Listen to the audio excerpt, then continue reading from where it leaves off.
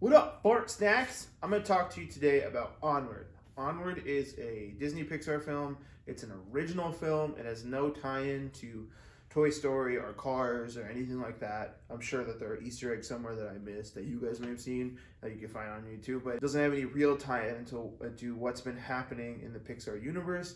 Own movie, it's totally brand new, and it's a surprising movie for me. When I first saw it, all I knew that it was new to me. I didn't know really anything about it. I didn't do any real research. I just know it was on Disney Plus now, and then I could see it, so I watched it. And it was surprising. It was really good. It was really nice. It was the story was really good. The characters were well formed. Everything I liked a lot of this movie, and I had no idea what to expect. So I was kind of surprised how much I liked the movie, how much I enjoyed the movie, going into it completely blind, because I didn't know anything about it. The story is that this is a mythical land that over a long period of time used to be very much fantasy and fairy tale, with like unicorns and centaurs and magic, fairies, pixie dust, all that stuff, right? And then over time, they developed technology, and they've gotten used to technology, and now technology is a huge part of their life, and they have moved way past all the mythical stuff, and they are essentially what we are now, but they're still ogres, they're still beasts, they're still unicorns.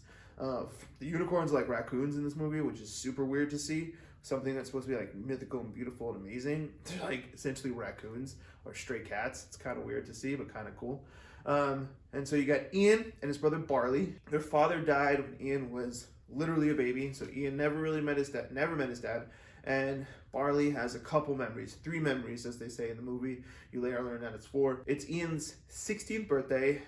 Ian is kind of a goofy, weird, nerdy kind of kid that doesn't really have a lot of friends, but he's a nice kid. He's a really nice kid. There's nothing wrong with him. He's just, a little socially awkward probably.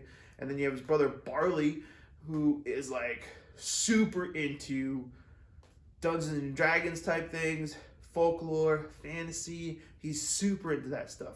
So he's like a big rock, like a Jack Black kind of guy. He's like Jack Black, but in a Pixar movie. That's kind of what it is. That's a pretty good way to say that. They get a gift from their dad, through their mom, that was meant for Ian's 16th birthday when they get older or something like that. And it turns out to be this spell that can bring back their dad for one day so they can spend some time with him and he can meet the men that his boys grew up to become. They start doing this spell, and it turns out that Barley has no magical abilities, but Ian does. And so Barley becomes the guy that has the knowledge, and Ian becomes the guy that should have the ability. And so they're doing the spell, and then it gets messed up, and his dad is just legs, which is super weird, but it's kind of fun at the same time. So Ian's dad and Barley's dad just legs for most of this movie. And they're going through, and then they learn that it's a phoenix gem or phoenix stone. They have to get another one of these in order to try and bring their dad back. They only have 24 hours to do it, so then it becomes this huge quest, this huge thing. One of the first parts of the quest is choosing a route. Ian wants to stay on the highway. Barley wants to go on this like super windy way that he feels is going to be the best way. He says, trust your gut. Ian doesn't want to trust his gut, but he reluctantly agrees. So they go to this tavern that's supposed to be this really cool place where travelers go, and it's steeped in all this history and mystery, and they're supposed to meet this manticore, which is like part lion, part dragon, that runs it, and the manticore is going to help them guide and start their quest for realsies. They get there, and it's essentially like a big Chuck E. Cheese. The manticore is this like super high intensity lady, but she's like super focused on giving the best customer experience she can, and it's kind of weird, it's kind of funny, kind of sad.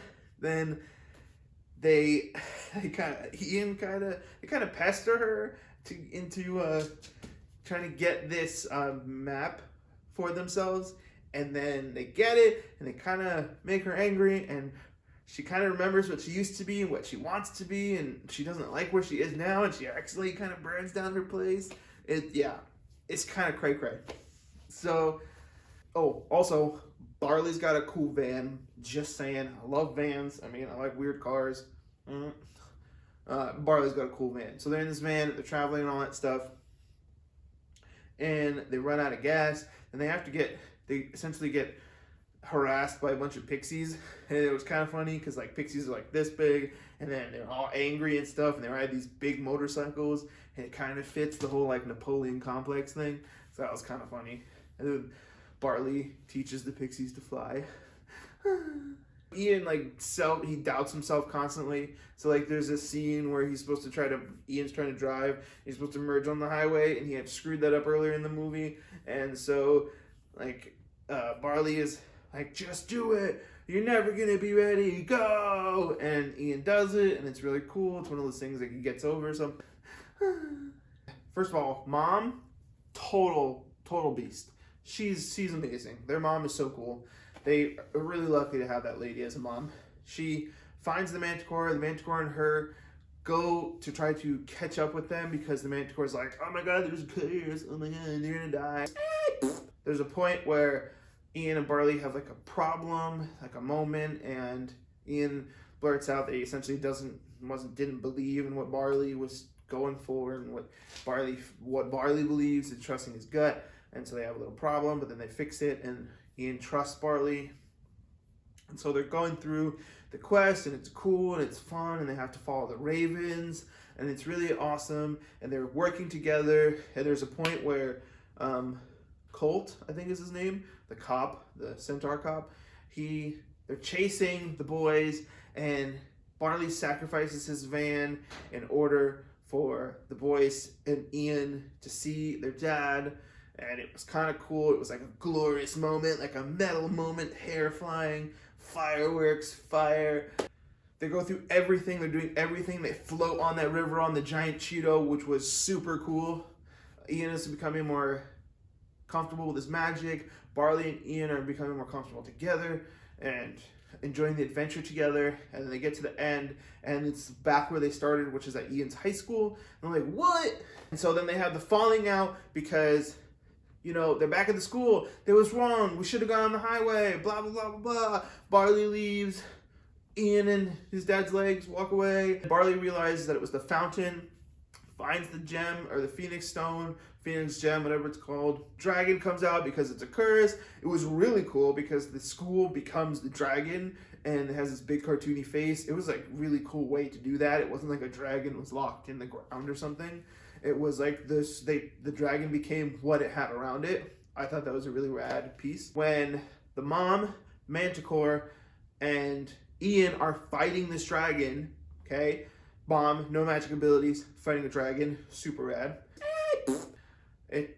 Ian realizes that his brother Barley was there for him all along, and was the person in his corner all along, and the person helping raise him all along. And so he essentially makes sure that Barley has the chance with his dad, and it was really cute. He almost cried. It's like, oh my god. My overall for this movie is that it's a really good movie. It is not what I was expecting. It was a beautiful story. The animation was amazing. The music was really cool. The way it was told was really cool. It's definitely not everyone's movie, but I think a lot of people would like it. I really, really enjoyed it. You almost cry at the end.